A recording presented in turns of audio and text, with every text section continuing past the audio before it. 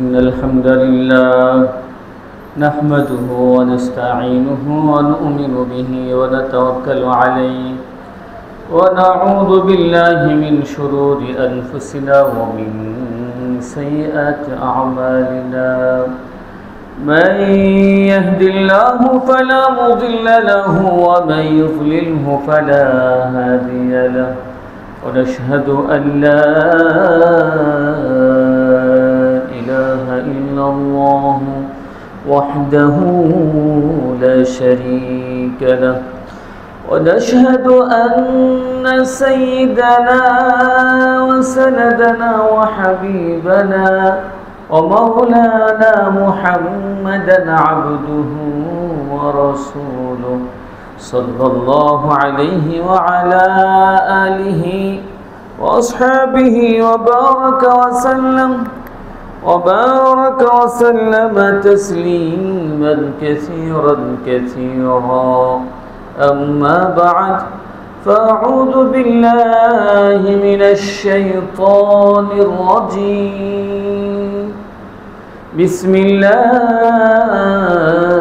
الرحمن الرحيم قل إن كنتم تحبون الله فاتبعوني يحببكم الله ويغفر لكم ذنوبكم والله غفور رحيم. وقال النبي صلى الله عليه وسلم لا يؤمن أحدكم حتى أكون أحب إليه من والده وولده والناس أجمعين أو كما قال النبي صلى الله عليه وسلم. আমরা দোয়া করি আল্লাহুম্মা সাল্লি আলা মুহাম্মদ ওয়া আলা আলি মুহাম্মদ كما صليت على إبراهيم وعلى آل إبراهيم إنك حميد مجيد. اللهم بارك على محمد وعلى آل محمد كما باركت على إبراهيم وعلى آل إبراهيم إنك حميد مجيد. بلغ العلا بكماله كشف الدجى بجماله حسنت جميع خصاله صلوا عليه وآله. সম্মানিত হাজরিন, আল্লাহ পাকের দরবারে লাখ কোটি শুকরিয়া যে আল্লাহ সুবহানাহু ওয়া তাআলা আমাদেরকে এক মহান বরকতি মাস, কি মাস? রবিউল আউয়াল মাস, নবীজির দুনিয়াতে আগমনের মাস। এই মাসে আল্লাহ তাআলা করে আসার তৌফিক দান করেছেন। এই জন্য প্রাণ খুলে বলে আলহামদুলিল্লাহ। তো পৃথিবীর প্রত্যেকটা মানুষ সফলতা চায়, চাই কিনা? দুনিয়াতেও সফলতা চায়, আখিরাতেও সফলতা চায়। তো আমরা দুনিয়ার সফলতার জন্য যত পথ পন্থা আছে সব কিছু চেষ্টা করি অবলম্বন করার। কীভাবে বেশি বেশি টাকা ইনকাম করা যায়, কীভাবে গাড়ি বাড়ি সব কিছু করা যায়, এজন্য অনেক ফিকির করি, করছি তো সবাই। আর আখিরাতে সফলতা বলতে আমরা বুঝি আল্লাহ তাআলার সন্তুষ্টি আর জান্নাত, তাই তো? আল্লাহ তাআলার সন্তুষ্টি হলেই তো জান্নাত দিবেন। তো আল্লাহ তাআলার সন্তুষ্টিটা কীভাবে পাবো আমরা? এই কথাটা আল্লাহ তাআলা সূরা আলী ইমরানের 31 নম্বর আয়াতে বলতেছেন। আমার সাথে সাথে বলেন আউযু বিল্লাহি মিনাশ শাইতানির রাজীম বিসমিল্লাহির রহমানির রহিম قل إن كنتم تحبون الله فاتبعوني يحببكم الله ويغفر لكم ذنوبكم والله غفور رحيم। আল্লাহ তাআলা বলছেন হে নবী, আপনি পৃথিবীর মানুষকে বলে দিন, কুল ইন কুনতুম তুহিব্বুনাল্লাহ, তোমরা যদি আল্লাহকে ভালোবাসতে চাও, আল্লাহকে যদি পাইতে চাও, আর আল্লাহকে পাওয়ার মাধ্যমে যদি জান্নাত পাইতে চাও, একটা কাজ করতে হবে। সেটা কি? ফাত্তাবিউনি, আমি নবীকে অনুসরণ করতে হবে, আমি নবীকে ভালোবাসতে হবে। মানে যদি আল্লাহকে যদি আমরা পাইতে চাই, তাহলে প্রথমে কি করতে হবে? নবীর অনুসরণ করতে হবে, নবীকে ভালোবাসতে হবে, তাহলে আল্লাহকে আমরা পাবো। তো নবীর অনুসরণ করলে কি হবে? আল্লাহ তাআলা বলে দিচ্ছেন, ইউহিব্বুকুমুল্লাহ ওয়া ইয়াগফির লাকুম যুনুবাকুম। আল্লাহ বলতেছেন, তোমরা যদি আমার নবী মুহাম্মদুর রাসূলুল্লাহ সাল্লাল্লাহু আলাইহি ওয়াসাল্লামকে অনুসরণ করো, ভালোবাসো, মহব্বত করো, নবীর কথা অনুযায়ী চলো, নবীর পথে চলো, তাহলে ফায়দা কি হবে? আল্লাহ তাআলা তোমাদের জীবনের সব গুনাহ মাফ করে দিবেন। আল্লাহু গফুরুর রহিম, আল্লাহ তাআলা নিজে বলছেন, আল্লাহ তাআলা গফুর, মাফ করনে ওয়ালা, রহিম, দয়ালু, দয়াশীল। তো আল্লাহ তাআলাকে পাওয়ার রাস্তা আল্লাহ নিজেই বলে দিচ্ছেন, সেটা কি? নবীকে ভালোবাসা, নবীর অনুসরণ করা। নবীর অনুসরণ করলে বোঝা যাবে আপনি আমি নবীকে ভালোবাসি, তাই না? তো নবীকে কেমন ভালোবাসতে হবে? আগামী সপ্তাহে ইনশাআল্লাহ নবীর অনুসরণ কিভাবে করব, কিভাবে নবীর অনুসরণ করতে হবে, সাহাবায়ে কেরাম নবীজিকে কিভাবে অনুসরণ করছেন, নবীজির আদর্শকে কিভাবে লালন করতে হবে, পালন করতে হবে, সে বিষয়ে আলোচনা করব ইনশাআল্লাহ। আজকে শুধু এতটুকু আলোচনা করব যে আমরা নবীজিকে কিভাবে ভালোবাসব, কাদের মতো করে। দেখেন, আপনার কাছে যে থাকে সে জানবে, বুঝবে আপনার চরিত্র কি, আপনি কিভাবে চলছেন, খাইছেন, পড়ছেন, যেটা যে আপনার সাথে থাকে সে বেশি জানবে। তো হুজুর সাল্লাল্লাহু আলাইহি ওয়াসাল্লামের আদর্শ, হুজুর সাল্লাল্লাহু আলাইহি ওয়াসাল্লামকে কেমন ভালোবাসতে হবে, সেটা সাহাবায়ে কেরাম সবচেয়ে বেশি জানেন। সাহাবায়ে কেরাম যেহেতু নবীর কাছেই ছিলেন, সাহাবায়ে কেরাম সবচেয়ে বেশি জানেন। আর সাহাবায়ে কেরাম কেমন ভালোবাসছেন, একথাও হাদিসের মধ্যে আসছে। নবীজি সাল্লাল্লাহু আলাইহি ওয়াসাল্লামকে কেমন ভালোবাসছেন সাহাবায়ে কেরাম, প্রাণের চাইতে, নিজের সব কিছুর চাইতে বেশি ভালোবাসছেন সাহাবায়ে কেরাম নবীজিকে, সবচাইতে বেশি। এই জন্য নবীজি বলছেন, আসহাবি কান নুজুম ফাবিআইহিম ইহতাদাইতুম ইহতাদাইতুম, হে পৃথিবীর মানুষ তোমরা ভালোভাবে শোনো, আসহাবি কান নুজুম, আমার এক একটা সাহাবী আকাশের তারকারাজির মতো। আকাশের তারকা দেখে যেভাবে নাবিকরা সমুদ্রের মধ্যে পথ নির্ণয় করে, পথ পায়, নবীজি বলেন সেভাবে আমার সাহাবী যারা আছেন তাদের যে কোনো সাহাবীকে কেউ অনুসরণ করলে সে পথ পেয়ে যাবে, হেদায়েত পেয়ে যাবে। ইহতাদাইতুম, একদম সাহাবীকেও যদি কেউ অনুসরণ করে, ফাবিআইহিম ইহতাদাইতুম ইহতাদাইতুম, নবীজি বলতেছেন হেদায়েত পেয়ে যাবে, পথ পেয়ে যাবে। কারণ সাহাবায়ে কেরাম তারা ঈমানী পরীক্ষায় শতভাগ সাকসেস হয়েছে, সফল হয়েছে। এই জন্য আল্লাহ তাআলা বলেছেন, সূরা বাইনার মধ্যে আছে, রাদিয়াল্লাহু আনহুম ওয়া রাদু আনহু, রাদিয়াল্লাহু আনহুম, আল্লাহ তাআলা সকল সাহাবীদের উপর রাজি হয়ে গেছে, সব সাহাবীদের উপর আল্লাহ তাআলা রাজি হয়েছে। ওয়া রাদু আন, সাহাবায়ে কেরাম আল্লাহ তাআলার উপর রাজি হয়েছে। ঈমানের, নবীজিকে ভালোবাসার যত পরীক্ষা দেওয়া দরকার সব পরীক্ষায় উত্তীর্ণ হয়েছে তারা। নবীজির সবচেয়ে বড় সাহাবী হযরত আবু বকর রাদিয়াল্লাহু তাআলা, তার বিষয়ে নবীজি বলেছেন যে আবু বকর যেখানে আছে সেখানে অন্য কেউ ইমামতি করতে পারবে না, আবু বকর ইমামতি করবে। তো নবীজিকে কেমন ভালোবাসতেন, হুজুর সাল্লাল্লাহু আলাইহি ওয়াসাল্লামের কাছে একদিন যায় বলতেছে, আবু বকর হুজুর আমাকে একটু অনুমতি দেন, হিজরত করে চলে যাই মক্কা শরীফে, ইবাদত বন্দেগী করা, ঈমান বাঁচানো সম্ভব না, কারণ আবু জাহেলের মতো কবির যে এলাকায় আছে, এলাকায় ইবাদত করে আমরা শান্তি পাবো, সেটা আমাদের দ্বারা সম্ভব না। তখন নবীজি বলেন, আবু বকর তুমি হিজরত করে চলে যাইবা, আমিও চলে যাব হিজরত করে, আমিও যাব মদিনায়। এরপরে হঠাৎ একদিন রাতে মক্কার কাফেররা নবীজিকে হত্যা করার জন্য প্রত্যেক ঘর থেকে একজন করে যুবক নিছে, যে নবীজির ঘর ঘেরাও করে নবীজিকে হত্যা করবে। তখন হুজুর সাল্লাল্লাহু আলাইহি ওয়াসাল্লাম বিষয়টা টের পাইছেন, টের পায় সূরা ইয়াসিন পড়তে পড়তে এক মুষ্টি ধুলা নিছে, বালি নিছে, নিয়ে ইটা দিছে, নিক্ষেপ করছে, প্রত্যেক কাফেরের চোখে চোখে যায় বালিকণা, ধুলকণা পড়ছে। তখন কাফেররা চোখ মুছতেছে, আর নবীজি ঘর থেকে বের হয়ে গেছেন। বের হয়ে আবু করে ঘরে গেছেন রাত্রে বেলা, শেষ রাত্রে ঘরে যায় নক করছেন, আবু বকর বলতেছেন, লাব্বাইক ইয়া রাসূলুল্লাহ। লাব্বাইক ইয়া রাসূলুল্লাহ, হুজুর আমি হুজুর উপস্থিত, আমি উপস্থিত। নবীজি বলেন, আবু বকর তোমাকে কোন দিন বলছি হিজরত করব, কিন্তু তুমি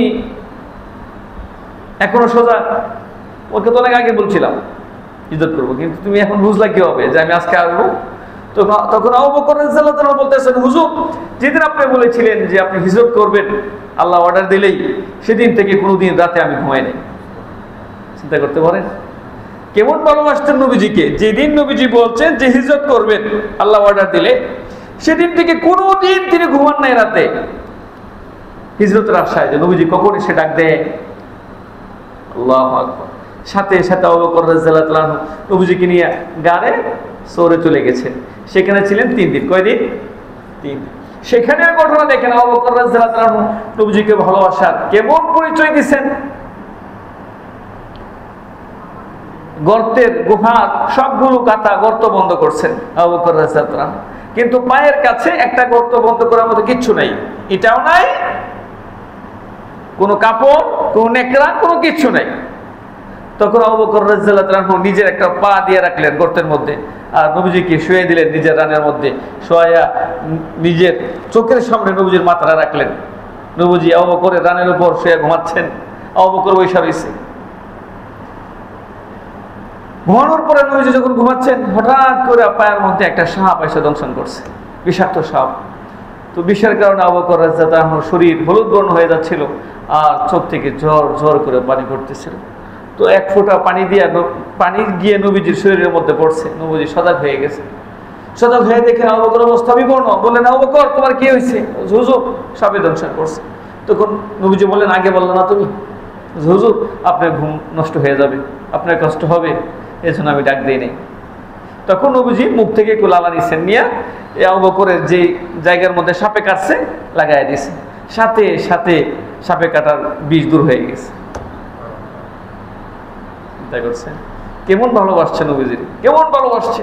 আর বারবার বলতেছে, হুজুর আপনার মাথা উঠায়েন না, কাফেররা এসে দেখে ফেলবে, তখন আপনাকেও ধরবে আমাকেও ধরবে, আমাদের উভয়কে মেরে ফেলবে। তখন নবীজি বললেন, তুমি চিন্তা করো না, আমাদের সাথে কে আছেন? আল্লাহ। আমাদের সাথে কে আছেন? আল্লাহ আছেন। তো কাফেররা বারবার আসছে গুহার সামনে, কিন্তু মাকড়সা জাল ঘর বানায় ফেলাইছে, কবুতর এসে ডিম পেরে দিচ্ছে, যার কারণে ওরা বিশ্বাস করে না এখানে কেউ আছে। আল্লাহ হেফাজত করেছে। তো দেখেন নবীজিকে কেমন মহব্বত করছে। উহুদের ময়দানের অবস্থা চিন্তা করেন। জিয়াদ ইবনে সুকুন রাদিয়াল্লাহু তাআলা আনহু নবীজি কিভাবে ডাল হয়ে দাঁড়ায় গেছেন, নবীজিকে পিছনে দিয়ে সামনে দাঁড়ায় গেছেন এভাবে যে তীর যদি আসে, বর্ষা যদি আসে আমার গায়ে লাগে, যেন আমার নবীর গায়ে না লাগে। চিন্তা করছে এই সাহাবী জিয়াদ ইবনে সুকুন রাদিয়াল্লাহু তাআলা আনহু উহুদের ময়দানে শহীদ হয়েছে।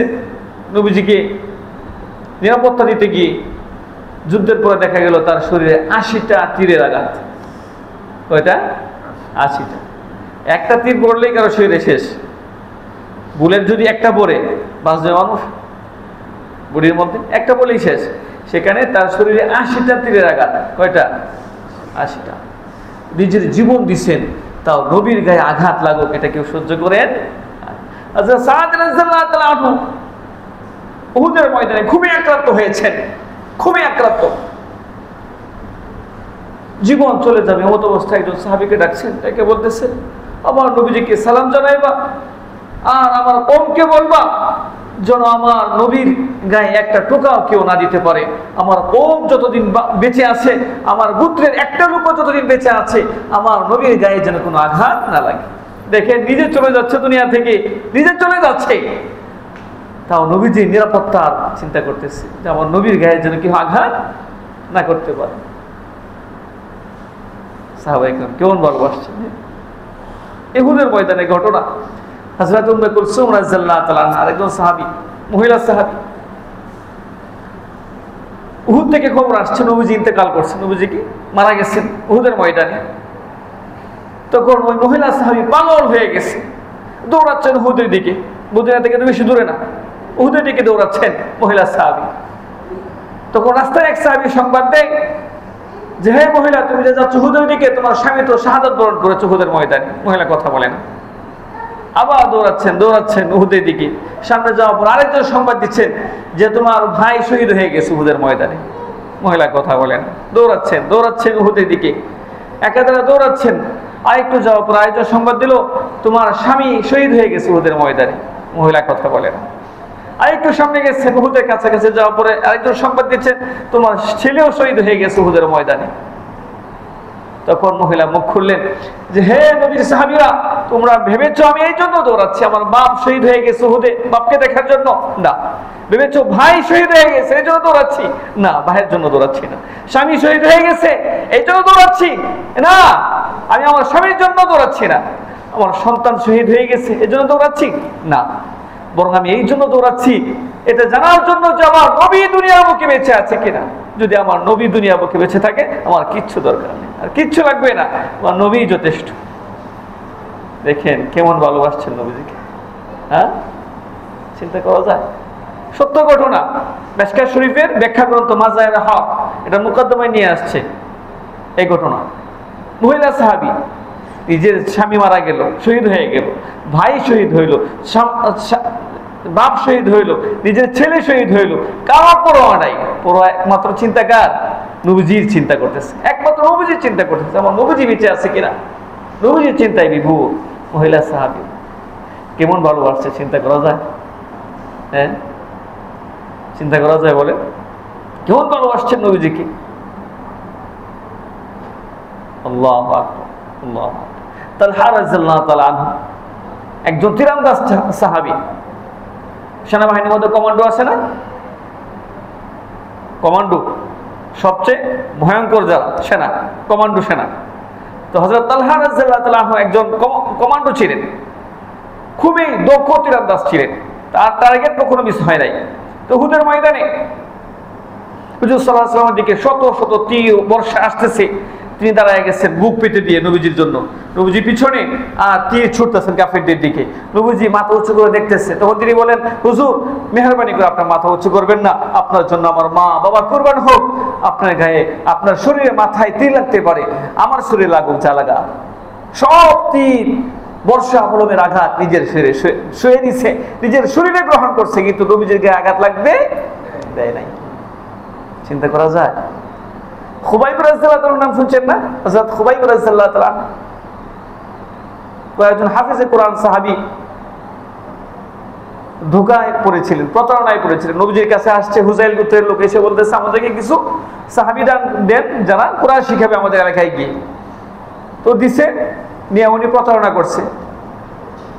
ওই কাফের কি করছে? প্রতারণা করে সব সাহাবীদেরকে আটক করছে।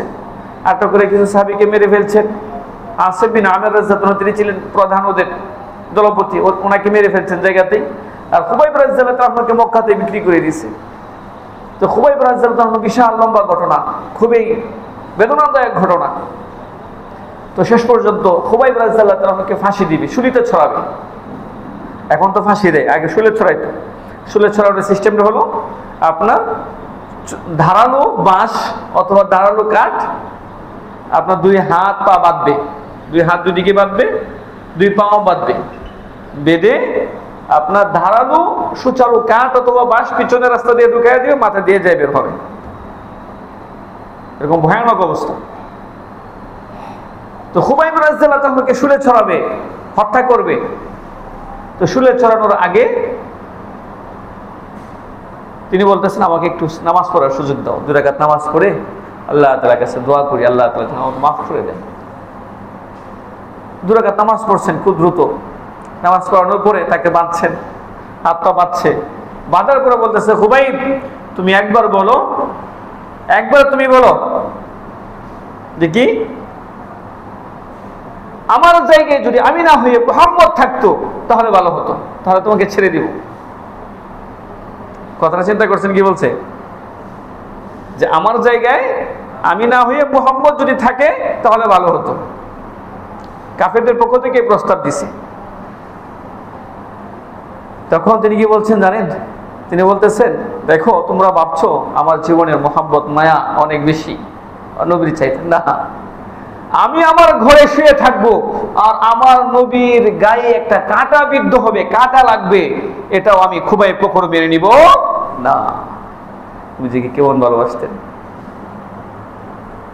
এরপরে তাকে শুলে চড়ানো হয়েছে, ফাঁসি দিয়ে হত্যা করা হয়েছে, তার শরীর কাটা হয়েছে, ক্ষত বিক্ষত করা হয়েছে। অনেক বড় ঘটনা, আরো অনেক অলৌকিক ঘটনা ঘটছে এখানে।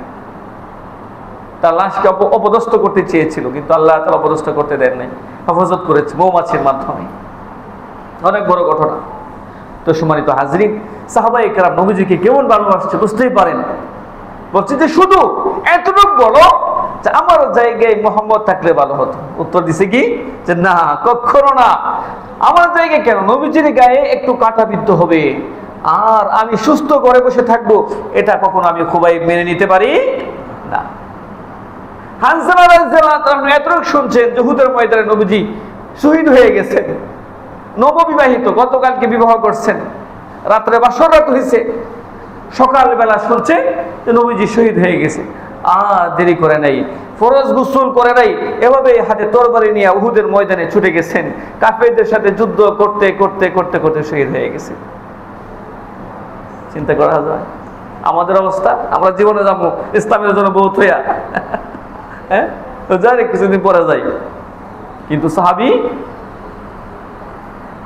এই জন্য আল্লাহ তাআলা এমনি বলে নাই রাদিয়াল্লাহু আনহু ওয়া রাদওয়ান, যে আল্লাহ তাদের উপর রাজি, তারাও আল্লাহর উপর রাজি। দুনিয়াতে জান্নাতের সার্টিফিকেট পাইছে সাহাবায়ে কেরাম। দুনিয়াতেই একজন ছোট সাহাবী, আদনা থেকে আদনা সাহাবী, পৃথিবীর যে কোনো বড় ওলির চাইতে উত্তম, যে কোনো বড় আল্লাহওয়ালার চাইতে, যে কোনো বড় আলিমের চাইতে উত্তম হলো আদনা থেকে আদনা একজন সাহাবী। কেন? দেখছেন তাদের ভালোবাসা, হ্যাঁ, তাদের ভালোবাসার চিত্র দেখছেন নি?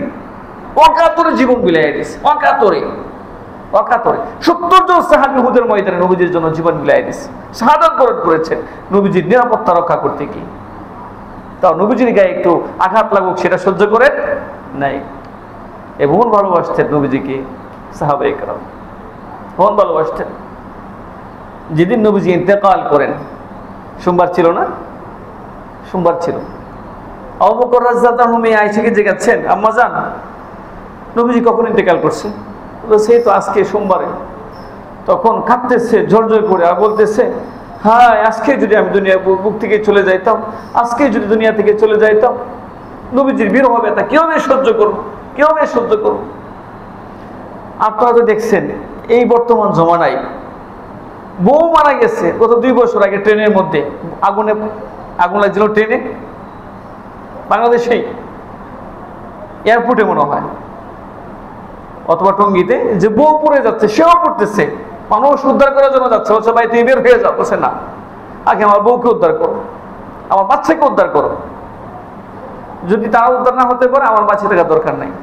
এভাবে সে নিজেও মারা গেছে, সবার সামনে এই ঘটনা।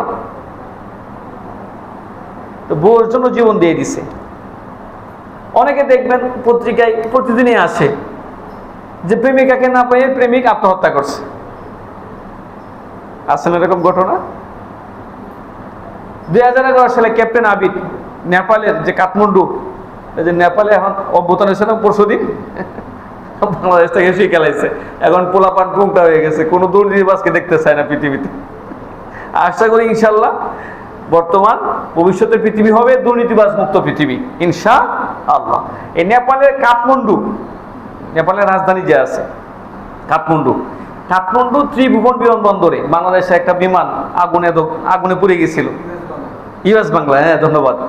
এখানে 53 জন বাংলাদেশের যাত্রী, এর মধ্যে অধিকাংশ ছিল ডাক্তার, আগুনে পুড়ে মারা গেছিল। ক্যাপ্টেন সেও মারা গেছিল, নাম ছিল আবিদ। সে যখন আগুনে পুড়ে মারা যায়, তার বউ শুধু সংবাদটা শুনছে, শোনার সাথে সাথে আর কোনো কথা বলে নাই, শুধু তাকায় রয়েছে, এভাবে স্ট্রোক করে মারা গেছে। আচ্ছা বলেন তো দেখি, একটা জামাই মাত্র, জামাইয়ের জন্য বউ শুধু জামাইয়ের মৃত্যুর খবরটা শুনছে, শুনে আর সহ্য করতে পারে নাই, দুনিয়া বুক থেকে চলে গেছে। তো এটা তো স্বামী স্ত্রীর মহব্বতের কথা। আর বিশ্বনবী সাল্লাল্লাহু আলাইহি সাল্লাম যাকে সাহাবায়ে কেরাম নিজের চোখে দেখছেন, তার আদর মহব্বত ভালোবাসা পাইছেন, যার সুপারিশ পাবেন এবং যার কারণে দুনিয়াতে জান্নাতের সার্টিফিকেট পাইছেন, সেই সাহাবায়ে কেরাম কেমন ভালোবাসতেন চিন্তা করা যায়। যখন নবী ইন্তেকাল করছে, সর্বপ্রথম যিনি হাতে তরবারি নিয়ে দাঁড়ায় গেছে। উমর রাদিয়াল্লাহু আনহু বলতেছেন, যদি কেউ বলে আমার নবী মারা গেছে, তার গর্দান উড়াইয়া দিব, গর্দান উড়াইয়া দিব, একটাকেও রাখবো না। মানুষ তো কি করবে, মানে মানুষ পেরেশান হয়ে গেছে। উমর বলতেছে গর্দান উড়াইয়া দিবে যদি বলে নবীজি মারা গেছে। ওদিক দিয়ে দেখেছে নবীজি ডেড বডি পড়ে আছে, রূহ নাই, প্রাণ নাই বডিতে, অবস্থা বেগতিক। এই কথা কেন বলছে বলেন তো উমর রাদিয়াল্লাহু আনহু? যে নবীজি চলে যাবেন বিশ্বাসই করতে পারতেছে না, কেউ বিশ্বাসই করতে পারতেছে না।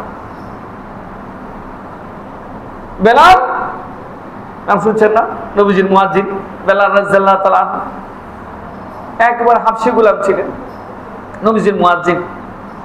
বেলাল আযান না দিলে, আল্লাহর কাছে এত মহব্বত ছিল, প্রিয় ছিল বেলাল। একদিন বেলাল আযান দেন নাই, বলে ফজরও হয় নাই, আযান দিছে পরে প্রভাত হয়েছে। আল্লাহর কাছে কেমন প্রিয় ছিলেন বেলাল। নবীজি যখন ইন্তেকাল করছেন, নবীজি স্থানান্তরিত হয়েছে। মৃত্যু শব্দটা নবীজির সাথে ব্যবহার করা যায় না, ব্যবহার করা যায় না। ইন্তেকাল বলবো আমরা, কি বলবো? ইন্তেকাল মানে স্থান চেঞ্জ হয়েছে, দুনিয়া থেকে রোজায় গেছেন। হুজুর সাল্লাল্লাহু আলাইহি সাল্লাম হায়াতুন নবী, জীবিত আছেন কবরে। হুজুর সাল্লাল্লাহু আলাইহি সাল্লাম বলছেন, যদি কেউ আমাকে সালাম দেয়, আমার কাছে গিয়ে আমি সালাম শুনতে পাই। দূর থেকে কেউ সালাম দিলে সেই সালাম আমার কাছে পৌঁছানো হয়। এই জন্য আমরা বেশি বেশি দূরত্ব পড়বো, সাল্লাল্লাহু আলাইহি ওয়াসাল্লাম, সাল্লাল্লাহু আলাইহি ওয়াসাল্লাম।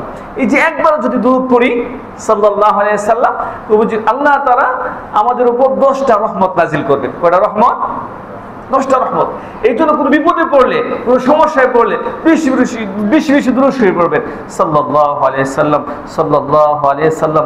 আল্লাহুম্মা সাল্লি আলা মুহাম্মদ ওয়া আলা আলি মুহাম্মদ, আল্লাহুম্মা সাল্লি আলা মুহাম্মদ ওয়া আলা আলি মুহাম্মদ, আল্লাহুম্মা সাল্লি আলা মুহাম্মদ ওয়া আলা আলি মুহাম্মদ। বেশি বেশি পড়বেন, বেশি বেশি পড়বেন। যে কোনো সমস্যায় পড়লে, যে কোনো বিপদে পড়লে, বিপদে পড়ি না আমরা, তখন তো কোনো পথ পাই না বিপদে পড়লে, এই দুরূদ শরীফটা পড়বেন, যে কোন একটা দুরূদ, ছোট দুরূদ, সাল্লাল্লাহু আলাইহি ওয়াসাল্লাম, আল্লাহুম্মা সাল্লি আলা মুহাম্মদ ওয়া আলা আলি মুহাম্মদ, আল্লাহুম্মা সাল্লি আলা মুহাম্মদ ওয়া আলা আলি মুহাম্মদ। এটা তো পড়তে পারি নাকি? পড়তে পারি না? দুরূদ পড়ব ইনশাআল্লাহ। তাহলে দেখা যাবে আমাদের সমস্যাগুলো দ্রুত সমাধান হয়ে যাবে। আল্লাহ তাআলা নিজে সমস্যা সমাধান করে দিবে। কারণ দুরূদ পড়তেছি কার উপর? আল্লাহর হাবিবের উপর, মুহাম্মদুর রাসূলুল্লাহ সাল্লাল্লাহু আলাইহি ওয়াসাল্লাম। বেলাল রাদিয়াল্লাহু তাআলা আনহু ব্যাগ গাটলি গুছায় লাইছে, চলে যাবে। বলতেছেন, যেই এলাকায়, যেই দেশে নবী নাই, সে দেশে আমিও থাকবো। তো নবীজির বিরহ ব্যথারা সহ্য করতে পারতেছেন না। বেলাল রাদিয়াল্লাহু তাআলা আনহু জিনিসপত্র, গাটলি গুস্তা যা ছিল, কাপড় চোপড় নিয়ে রওনা দিচ্ছেন সিরিয়ার দিকে। বর্তমান সিরিয়া একটা দেশ আছে না, নতুন করে যখন অভ্যুত্থান হইল, বাশার আসাদ পালাইয়া গেল, পরে আরেকজন প্রেসিডেন্ট হয়েছে, আবু মোহাম্মদ আল জুনানি, জানি কি নাম, এই লোকটা প্রেসিডেন্ট হয়েছে। এই সিরিয়ার বর্তমান রাজধানী হলো দামেস্ক। এই দামেস্কে চলে আসছেন তিনি, হযরত বেলাল রাদিয়াল্লাহু তাআলা আনহু। তার কথা হলো, যেই মসজিদ নববীতে আমি আজান দিছি, আজান দিয়ে নবীজিকে দেখছি, এখন আজান দিব, নবীজিকে পাবো না, আমি সহ্য করতে পারবো না। এই জন্য উনি চলে গেছেন সিরিয়াতে। অনেকদিন পর হঠাৎ নবীজি স্বপ্নে দেখলেন নবীজিকে। নবীজি বলতেছেন, বেলাল, তুমি যে আমাকে রেখে চলে গেলে রোজাতে, তোমার মহব্বত হয় না, আমার প্রতি দয়া হয় না? এতদিন আমাকে রেখে চলে গেছো, একটু দেখতে আসলে না? নবীজি বললেন, হুজুর, আপনার কাছে আমি থাকবো ওখানে, তো আপনি নাই, আমি আজান দেবো, কিভাবে সহ্য করবো? তো আমার সহ্য হবে না, এই জন্য চলে আসছি। তখন নবীজি বলতেছেন, বেলাল, আমাকে একটু দেখে যাও এসে। তখন বেলাল রাদিয়াল্লাহু তাআলা আবার রওনা দিয়ে দিয়েছেন মদিনার দিকে। হাঁটতে হাঁটতে হাঁটতে দীর্ঘদিন হাঁটছেন, হাইটা মদিনায় আসছেন। মদিনার আবার বৃদ্ধ বনিতা শিশুরা যখন দেখলেন নবীজির মুয়াজ্জিন হাজির চলে আসছে মদিনায়, সবাই আনন্দে আত্মহারা হয়ে গেছে, সবাই আনন্দে আত্মহারা। তখন সবাই বলতেছে, বেলাল, একটু আজান দাও না, কতদিন হয়ে গেল নবীজি চলে গেছে, তোমার আজানটা আমি শুনতে পাই না আমরা। তখন বলতেছে, দেখো আমি আজান দেব, কিন্তু অন্তরে তো ব্যথা শুরু হয়ে যাবে। এই আজান দিয়ে তো আমি নবীজিকে দেখছি, এই মিম্বরে নবীজি বসা ছিলেন, কিন্তু আজকে দেখতে পাবো না। তিনি না করতেছেন। তখন হাসান হোসেন আসছে, এসে বলতেছে, এই নানার মুয়াজ্জিন, আমরা সুপারিশ করতেছি, আজান দাও। তখন বেলাল রাদিয়াল্লাহু তাআলা মিম্বরে যায় দাঁড়াইছেন, আজানের যে মিনার আছে, মিনারে যায় দাঁড়াইছেন। মিনারে দাঁড়ায় আজান দিচ্ছেন, আজান দেওয়ার সাথে সাথে পুরো মদিনার মধ্যে কান্না রুল পড়ে গেছে। যত মানুষ ছিল, সাহাবী ছিল, নারী পুরুষ, আবাল বৃদ্ধা বনিতা, সবাই কান্না রুল। কারণ এই যে নবীজির জমানার আজান আবার শুনতে পাইছে, বেলালের কণ্ঠে আজান, আজান শুই না সবাই কান্না রুল পড়ে গেছে সবার মধ্যে। সম্মানিত হাজরিন, দেখেন সাহাবায়ে কেরাম নবীজিকে কেমন ভালোবাসছেন। একতারে নবীজি বলছেন, লা ইউমিনু আহাদুকুম হাত্তা আকুনা হাব্বা ইলাইহি মিন ওয়ালিদিহি ওয়া ওয়ালাদিহি ওয়ান নাসি আজমাইন। হে পৃথিবীর মানুষ, তোমরা ততক্ষণ পর্যন্ত পরিপূর্ণ মুমিন হতে পারবে না যতক্ষণ পর্যন্ত আমি মুহাম্মদ তোমাদের কাছে নিজের জান, নিজের মাল, নিজের সন্তান, নিজের বাবা মার চাইতে বেশি প্রিয় না হব। চিন্তা করছেন, মুমিন হইতে হইলে আপনার আমার হৃদয়ে সবচেয়ে বেশি ভালোবাসা কার লাগবে? বিশ্বনবী সাল্লাল্লাহু আলাইহি সাল্লাম। আরে ভাই, বাঁচবো কয়দিন? আমরা কয়দিন বাঁচবো বলেন তো? 1000 বছর, 500 বছর, আর 100 বছর বাঁচবো, কেউ বলতে পারবো? 50 বছর বাঁচবো, এটা তো বলতে পারবো না। আজকে যে এখান থেকে উঠতে পারবো এটা গ্যারান্টি আছে? তো মরে যেহেতু যাবো, তো যার শাফাআত ছাড়া আমরা জান্নাতে যেতে পারবো না, সেই নবীর ভালোবাসা অন্তরে, আমাদের অন্তরে ঢুকানো দরকার আছে না নাই? তো যতদিন আমরা বেঁচে থাকি হুজুর সাল্লাল্লাহু আলাইহি ওয়াসাল্লামের প্রতি ভালোবাসা, মহব্বত নিয়ে বেঁচে থাকবো ইনশাআল্লাহ। কি বলেন? নবীজিকে সবচাইতে বেশি ভালোবাসবো। তো ভালোবাসা মুখে মুখে যদি বলি আমি ভালোবাসি ভালোবাসি, না, কর্মে দেখাতে হবে। আমি যদি বলি সরকারকে খুব মহব্বত করি, কিন্তু সরকারের লোক আসলো আমার কাছে, পিটাই দিলাম, পরে সরকার আসার পরে যদি সরকার জিজ্ঞেস করে আমার লোককে পিটাইলা কেন, না আপনাকে তো মহব্বত করি, তাহলে আমার লোককে পিটাইলা কেন? সরকারের ভালোবাসা আলামত হলো সরকারের লোককে মহব্বত করা। বিশ্বনবী সাল্লাল্লাহু আলাইহি সাল্লামকে ভালোবাসার আলামত হলো নবীজির সুন্নতকে ভালোবাসা।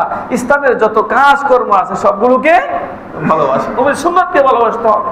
মসজিদকে ভালোবাসা নবীকে ভালোবাসা আলামত, নবীর সুন্নতকে ভালোবাসা নবীকে ভালোবাসার আলামত, আলেম ওলামাদেরকে ভালোবাসা নবীকে ভালোবাসার আলামত। আলেম ওলামাকে ভালোবাসতে হবে, ইমাম মুয়াজ্জিন ওদেরকে ভালোবাসতে হবে। তাহলে আস্তে আস্তে নবীর প্রতিও ভালোবাসা জন্মাবে। কি বলেন? নবীকে ভালোবাসি, আইসা মসজিদ ভেঙে ফেললাম, মসজিদের খোঁজ খবরও নেই না, মসজিদ কিভাবে চলে না চলে, মসজিদকে একটু সহায়তা করা এটা করি না। শুক্রবারে মসজিদে আসলাম, 2 টাকা দান করলে মসজিদ একটু চলতে পারে সুন্দর করে, এটা করলাম না। নবীর প্রতি ভালোবাসা আলামত না। বরং মসজিদে আসছে শুক্রবার, মসজিদটা যেন সুন্দরভাবে চলে, ধরেন 100 টাকা দিয়ে দিলাম, নাকি? এটা তো ইসলামের একটা মার্কাজ, মসজিদ মাদ্রাসা, এগুলো যেন চলমান থাকে, চলতে থাকে, সুন্দরভাবে চলতে পারে, এই জন্য সহযোগিতা করা, এটা নবীকে ভালোবাসার আলামত। আলেম ওলামা, আলেম যদি না থাকে, হাফেজে কোরআন যদি না থাকে, ইসলাম থাকবে? আলেম যদি না থাকে বয়ান করবে কে? কোরআন হাদিস কে বুঝাবে? যে ধরেন মাস্টার ডিগ্রি পাস, সেনাপ্রধান, সে কি কোরআন হাদিস জানে? ওলামায়ে কেরাম কোরআন হাদিস পড়ছে, এটা নিয়ে তারা জানে। তো তাদেরকে যদি মহব্বত করি, ভালোবাসি, তারাও টিকে থাকবে, তখন ইসলামও টিকে থাকবে। আর এটাই হলো বিশ্বনবী সাল্লাল্লাহু আলাইহি সাল্লামকে মহব্বত, ভালোবাসা একটা আলামত। তো হুজুর সাল্লাল্লাহু আলাইহি সাল্লামকে ভালোবাসতে গেলে নবীজির সুন্নতকে, নবীজির আদর্শকে আঁকড়ে ধরতে হবে। আর ইসলামের যে সমস্ত মার্কাজ আছে, মসজিদ, মাদ্রাসা, আলেম ওলামা, ওদেরকে মহব্বত করতে হবে, ভালোবাসতে হবে। সর্বোপরি হুজুর সাল্লাল্লাহু আলাইহি সাল্লামের জন্য যখন ডাক আসবে, তখন নবীজির মহব্বত অন্তরে নিয়ে ইসলামের যে কোনো কাজের জন্য আমরা তৈরি থাকবো ইনশাআল্লাহ। কি বলেন? আল্লাহ তাআলা আমাদের সকলকে নবীর মহব্বতের জন্য, আল্লাহর মহব্বতের জন্য, আল্লাহ দ্বীনের কাজের জন্য তৌফিক দান করুন এবং আমাদের সকলকে কবুল করে নিন। আমরা সকলে বলে আমিন। যারা সুন্নাত পড়েন তারা সুন্নাত পড়েন।